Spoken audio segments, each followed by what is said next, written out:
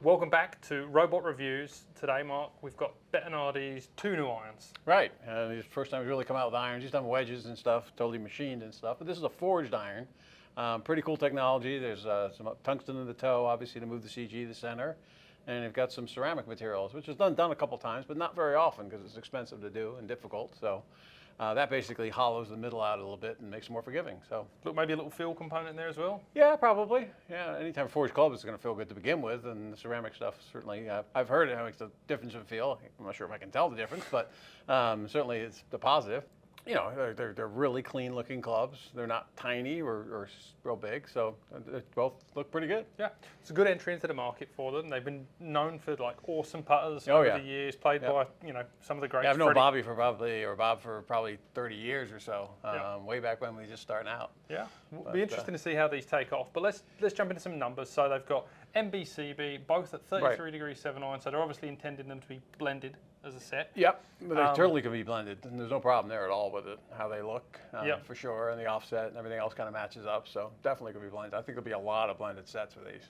So we're still testing this on our old robot until we get the new one delivered. Right. And so we're going to share a little more data than we normally do because I'm going to share these actual numbers here. So you'll see the actual launch and spin, and the tour rating is really, really good on the CB. That's our highest tour rating that we've had. Yeah, it's one of the higher ones. Yeah, I mean, they're kind of, they're 4.6. There's a bunch of 4.6s, and I'm not sure if this one's the highest or not, but they're certainly pretty good. Yeah. And the stopping power, good in that good range. Good, 4.2. yeah, anything above 4 is decent. Yeah. And 337 is spin launch. So for every degree of launch, there's 337 RPMs. Yeah, now that's a little bit standout with these. If we pulled up a couple other ones we'll show on the screen here on a bit, but that's a lower spinning iron than most. So if you tend to be steep and, it's got a fairly substantial sole for a blade, so if you want to keep spin down, it's a really good one for that. Yeah, and I do like that about these. You can see here that, softer soles, everything kind of looks nice and rounded. Yeah, it's nice and rounded. Yeah, there's nothing really, even the contour on the sole itself is pretty rounded as well, which is nice. And that kind of reduced the surface area across, so it's like good for guys who can pick it and guys that get into the ground a little bit. Both a bit. So let's have a little look at the MB, slightly different. The funny thing about the MB is that the carry is a couple of yards longer. Yeah, it's a couple of yards longer just because it's a slightly lower launching in the MB. It's probably a slightly higher CG, which makes some sense because the cavity's not cut out of the middle bit. Just slightly lower launching and slightly less spinning in the MB. And that's actually one of the storylines with these two irons together is they've got progressive CG, which everyone kind of does nowadays. Yeah. But it's just definitely something to note. You want to flight your 4 iron higher, and you want to hit a nice penetrating. Right. I mean, these are obviously for good players, right? They have some speed.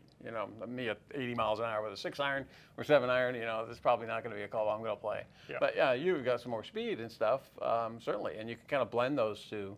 If you do tend to hit it a little low, obviously you're going to want to go with the CBs probably all the way through, just get a little more height and spin. Yep. But a lot of people at higher speeds, struggle with spin and controlling it. So good golf club for that. You get a few hundred RPMs out of the head, and then you don't need to have a crazy shaft in it to try and knock it down. Well, you can do both, obviously. Exactly, yeah. Well, some people will.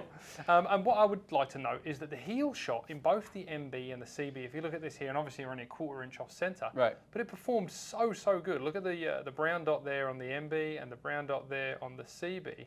That's not bad. It's awesome. Yeah, for a heel shot, that's usually. I mean, you talk about low heel, and some of the calculations we do, we actually throw that number out because it's so bad on some clubs. Yeah. Especially blades. I mean, you don't expect a lot of tour players or better players to hit it in the low heel, but this one's pretty good everywhere.